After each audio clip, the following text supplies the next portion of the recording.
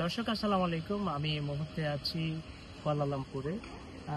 আপনারা জানেন কুয়ালালামপুর একটি ব্যস্ততম এলাকা এবং এটি মালয়েশিয়ার একটি রাজধানী। সেই সাথে আমি যদি বলতে চাই কুয়ালালামপুরের আশেপাশের যে এলাকাগুলো এবং যে বিখ্যাত এবং ঐতিহ্যবাহী স্থানগুলো রয়েছে তার মধ্যে এটি একটি পুত্রা মসজিদ। আমার পিছনে আপনারা দেখতেছেন এটা হচ্ছে পুত্রা মসজিদ। এখানে পুত্রা মসজিদের অনেকগুলো বৈশিষ্ট্য রয়েছে, যেমন অনেক তার মিম্বর দেখলেই দেখা যায় অনেক সৌন্দর্য, তার যে মাধুর্যতা, যে নান্দনিকতা, যা সৃষ্টি একটা ইসলামের একটা দৃষ্টিকোণ থেকে যদি আমরা বলি অনেক সুন্দর। তো সে তার পাশ দিয়ে একটা নদী আমরা দেখতেছি, এটা হচ্ছে সাংহাই ক্লাং নদী। সাংহাই ক্লাং নদী প্রায় 1200 1200 মাইল কিলোমিটার পর্যন্ত বিস্তৃত। এখানে প্রায় 11টা নদী আপনার উপনদী হিসেবে আছে। তার মধ্যে হচ্ছে যেমন পুত্রজায়া নদী, গুম্বাগ নদী। সেই সাথে আপনারা দেখতেছেন পিছনের দৃশ্যগুলো অনেক সুন্দর এবং অত্যন্ত নান্দনিক। যেটা যদি আমি বলতে হয়, এই নদীর অনেকগুলো বৈশিষ্ট্য রয়েছে। আপনারা একটু দূর থেকে যদি খেয়াল করে দেখেন, এই নদীটি ঘিরে কিন্তু বিশাল একটি বাণিজ্যিক এলাকা গড়ে উঠেছে, যেমন নদী ওই পার এবং এই পার।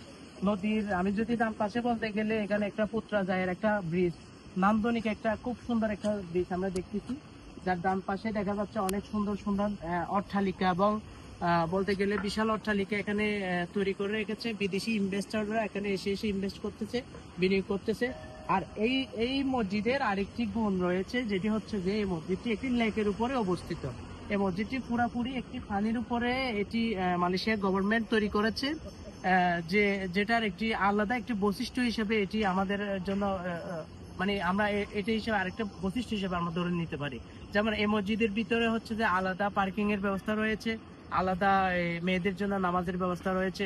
প্রতিটা মুহূর্তে আমি যেখানে দুপুরের পর থেকে এখানে আমি আসছি, যখন থেকে আমি দেখতে পেলাম যেখানে বিদেশি পর্যটকরা প্রচুর আগমন, এবং তারা এই মসজিদকে ঘিরে যে এই কেন্দ্রগুলো যে গড়ে উঠেছে, এই কেন্দ্রগুলোর যে ব্যবসায়িক যে বাণিজ্যিক প্রতিষ্ঠানগুলো প্রতিটা মুহূর্তে চাঙ্গা হচ্ছে, প্রতিটা দিন দিন যে চাঙ্গা হচ্ছে, এবং প্রতিটা ইনভেস্টর এখানে দিন দিন যে ইনভেস্টের একটা বিষয় আছে যে বিনিয়োগ, যে মালয়েশিয়ার একটা ইনফ্লেশনের বিষয় আছে, তাদের ইনফ্লেশনটা অনেক কমে এসেছে। 2026 সালে তাদের একটা পরিকল্পনা ছিল, তাদের এখানে ইনভেস্টর প্রায় 5 কোটিতে তারা পর্যটক এখানে আগমন ঘটাবে। তার কাছাকাছি তারা এখানে প্রায় নিয়ে এসেছে। 25 সালের মধ্যে তাদের যে যাদের লক্ষ্যমাত্রা তাদের যে কাছাকাছি চলে আসছে।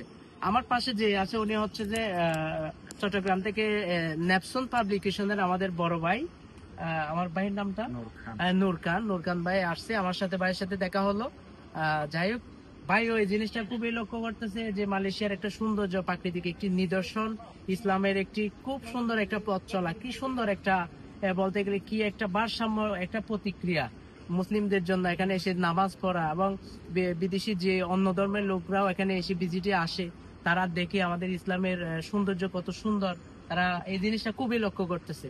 আমার যে নদীটা আমি দেখতেছি, নদীটা অত্যন্ত পরিষ্কার এবং যদিও এটি অনেক নর্দমা ছিল, এক সময় নর্দমা ছিল, তাদের